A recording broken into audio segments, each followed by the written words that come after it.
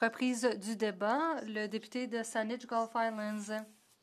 Et merci à mon cher collègue, le député de Davenport, pour cette occasion, cette opportunité pour moi de faire un discours au sujet du discours du trône. Alors, nous avons eu une expérience extraordinaire pour ce début de ce Parlement avec la visite de notre roi, le roi Charles III. Et je suis d'accord avec le grand thème, le thème majeur de ce discours de trône, bâtir un Canada fort. Mais il y a dans les détails les questions qui ne sont pas expliquées dans le discours de trône. So I look at it. Je l'ai lu et je me suis dit, oui, évidemment, construire un Canada plus fort. Depuis novembre 2024, on a compris que les élections américaines ont permis d'élire une personne qui n'hésite pas à faire fi d'ententes signées et à faire fi des lois. C'était le 3 décembre que le premier ministre de l'époque, Justin Trudeau, je peux maintenant dire son nom parce qu'il ne siège plus ici, mais il a demandé à Pierre Poilievre, à moi, et Jug Meeting n'est plus là non plus. Bref, il nous a demandé de les rencontrer avec le chef bloquiste pour savoir ce que nous devrions faire comme chef des partis d'opposition pour travailler avec le premier ministre, pour créer une approche Équipe Canada pour composer avec la menace. Alors, j'étais d'accord, les autres l'étaient aussi. On s'est dit qu'il fallait travailler ensemble et j'étais fière d'être canadienne. Le chef de l'opposition, le chef néo-démocrate, les bloquistes, les Verts, on s'est demandé comment on pouvait travailler ensemble. Alors, on a poursuivi ces efforts. C'est la fois qu'on s'est rencontré une personne. Et ensuite, on a continué en janvier, en février. On a eu des réunions en ligne. Nous avons continué les efforts pour déterminer comment travailler ensemble. Maintenant, les efforts sont différents, mais j'espère que nous pourrons tout de même travailler ensemble parce que c'est absolument important d'être unis et de ne pas se laisser intimider par l'un des principaux intimidateurs au monde. Mais il n'est pas seul. Il y a Poutine, il y en a d'autres. Question de le discours de trône. Il y a les choses où je suis absolument d'accord. Mais il y a aussi, comme j'ai dit, les détails. C'est clair que maintenant, notre économie doit changer. Ce n'est pas seulement notre économie, mais peut-être aussi notre culture comme un pays où nous ne sommes pas vraiment un pays. Nous avons les 13 pays dans notre nation unie. We have a sense. Nous avons l'impression qu'il y a moins de solidarité entre les 10 provinces canadiennes, les 3 territoires et le gouvernement fédéral qu'on retrouve au sein des 24 États souverains de l'Union européenne.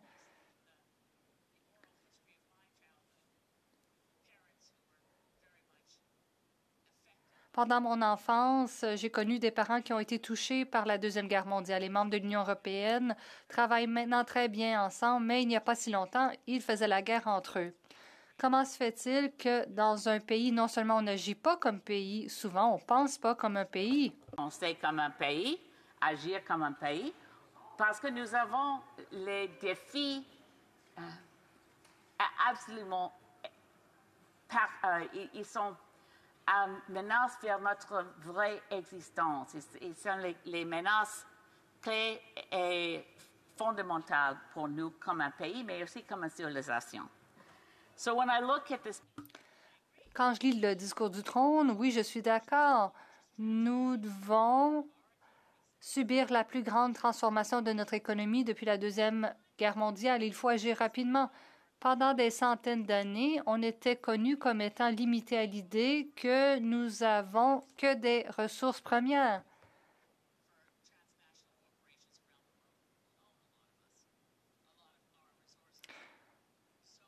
Alors, nous sommes devenus le pays qui gaspille l'eau et qui exploite le pétrole. Nous devons agir pour terminer le système où nous avons les produits ressources brutes destinés à l'exportation sont les produits à valeur ajoutée. We could be doing more with our raw resources Nous pourrions en faire plus avec nos matières premières pour éviter de simplement expédier à l'étranger nos matières premières non transformées.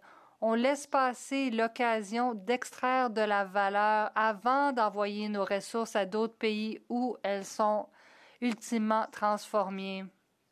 Et nous nous retrouvons avec la pollution derrière. C'est une occasion de repenser notre économie. Nous pouvons repenser à la façon dont nous agissons ensemble, comme le premier ministre l'a souvent dit. Nous pouvons cesser de nous considérer comme 13 économies uniques, mais bien comme une seule économie. Une économie circulaire. Nous avons signé de nombreuses ententes où c'est l'objectif. Nous voulons être un pays résilient, débrouillard et durable. Et nous voulons aussi pouvoir élever tout le monde et n'oublier personne. Voilà ce que nous pouvons faire. Et c'est très important d'aller de l'avant. Le discours de Trône, c'est pour moi, je suis un peu inquiète parce qu'il n'y a pas une seule référence à l'accord de Paris. So there are two... Il y a ici le mot changement climatique qui n'apparaît pas dans des phrases complètes, mais 2 fois. Il n'y a pas d'engagement, même pas un minimum d'atteindre nos objectifs en vertu de l'accord de Paris. Nous savons évidemment que bien que le roi Charles III ait lu ce discours, il a été rédigé par le premier ministre. Voilà des mots que j'aurais aimé voir dans le discours du trône. Le budget carbone pour limiter l'augmentation de la température. Le temps presse. Si nous avions commencé en 2000, nous aurions pu atteindre l'objectif de 1,5 degré en réduisant les émissions de moitié aux 30 ans. Maintenant, nous devons réduire les émissions de moitié aux 10 ans. Si on attend encore 4 ans, le défi sera de réduire les émissions de moitié à chaque année. Ça, c'est à la page 273 du livre du premier ministre et ça a été publié en 2021. Alors, il semble que le premier ministre comprend qu'il faut réduire de moitié les émissions à chaque année. Il s'agit d'un défi de taille, comme il l'a dit lui-même dans son livre intitulé Values. J'ai bien aimé le lire. Le budget carbone pour rester en deçà des niveaux catastrophiques. Il ne dit pas que c'est un engagement politique.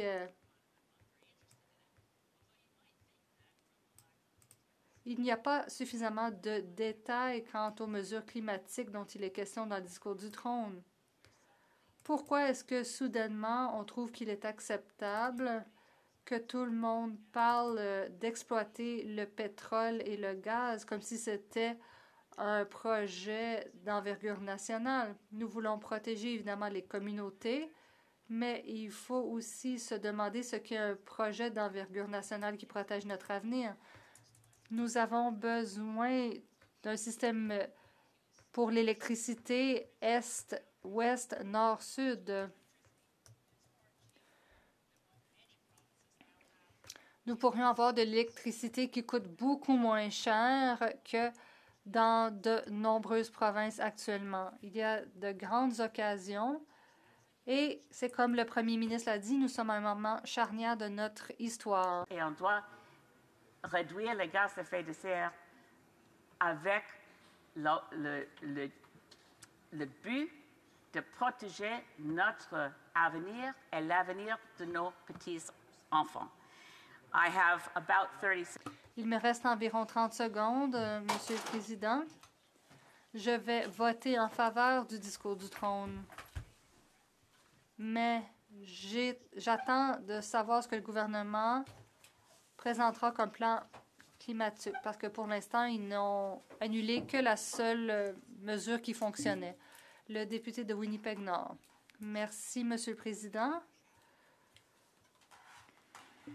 Je suis d'accord avec une bonne partie du discours de la députée. L'énergie renouvelable, comme Hydro-Québec, Hydro-BC, Hydro-Manitoba. C'est bien de voir le potentiel. J'aimerais qu'elle nous parle de l'énergie nucléaire. Le Parti vert a-t-il une position sur l'énergie nucléaire? Je sais que nombre de mes collègues sont ouverts à la promotion de l'énergie nucléaire. Elle a une grande valeur ici au Canada et il y a aussi un grand potentiel d'exportation de cette expertise. Thank you, and to the honourable member. Je remercie le député de Winnipeg-Nord de sa question. Bon, il y a une position idéologique derrière tout cela et nous avons toujours le même principe. Pour chaque dollar investi, combien de carbone est réduit, combien d'emplois sont créés et à quel moment est-ce qu'on peut voir la production énergétique par rapport au début. Alors là, on peut voir si ça fonctionne. Donc, il y a les énergies renouvelables en haut de l'échelle, mais en bas de l'échelle, il y a le nucléaire. Bon, c'est comme si on avait affaire à un programme de protection des témoins parce que SNC-Lavalin a changé de nom et ça s'appelle maintenant Atkins-Realis. Et c'est le plus grand actionnaire en termes de nucléaire au Canada, mais c'est comme un stratagème qui a été mis en place. Le député. Merci, Madame la Présidente. Monsieur le Président. On nous avait annoncé que le nucléaire, c'est un péché. Et il y a donc toutes sortes de types d'énergie qui ne pouvaient avoir accès à des investissements parce que c'était caractérisé comme un péché. Et là, je pense à il y a 3 ans. Alors, j'aimerais savoir ce que la députée pense du fait que les libéraux ont changé leur fusil d'épaule. Est-ce qu'ils disent la vérité maintenant ou est-ce qu'ils continuent de considérer que le nucléaire, c'est un péché? Bon, je dirais que le président ne va pas répondre, mais la députée de Saskatchewan va répondre. Bon, je remercie le député de Saskatoon University de sa question. Oui, effectivement, elle s'adresse à moi. Nous avons vu que le gouvernement n'a jamais cessé d'investir dans le nucléaire depuis Pierre Trudeau. Et je me rappelle qu'il y avait des chefs du Parti réformiste qui ont dit que Jean Chrétien était un homme radioactif. Et c'était à l'époque de Deb Gray, ainsi que d'autres petits amis du Parti réformiste. Et on se demande si ça vaut la peine ou c'est simplement le fait de pelleter de l'argent chez AECL pour vendre un produit que personne ne veut acheter de nous. Bagot Acton. Monsieur le Président, félicitations pour votre nouveau titre, votre nouvelle place. J'espère que vous vous y plaisez bien sur le trône de la présidence présentement. Je voudrais demander à ma collègue qui a parlé des intentions par rapport à la réduction en matière de gaz à effet de serre. D'abord, si elle y croit, mais si elle croit, comment elle pense que ça peut être compatible avec tout ce brouhaha autour de la construction de cet oléoduc dont on parle? Est-ce qu'elle croit en cette chimère de pétrole vert qui est à la mode dans les cercles pétroliers depuis quelques années? La députée pour Saanich Gulf Islands. À mon collègue de blog, mais ce n'est pas un chimère, c'est presque un blog, mais ce n'est pas drôle. La réalité, c'est que nous avons les programmes pour réduire les gaz à effet de serre, mais maintenant pas au niveau fédéral. Et il y a les bons programmes, particulièrement la province de Québec, avec le rôle de Québec dans les alliances mondiales contre l'énergie fossile. C'est la seule chose quand j'ai participé dans les conférences des Nations Unies. Je suis fière d'être Canadien à cause de le rôle joué par la province de Québec dans les congrès comme ça. Et peut-être que nous avons une possibilité qu'avec un nouveau gouvernement, il va changer leur approche parce qu'on doit le faire. Le temps presse, mais ce n'est pas trop tard. Resuming debate, Reprise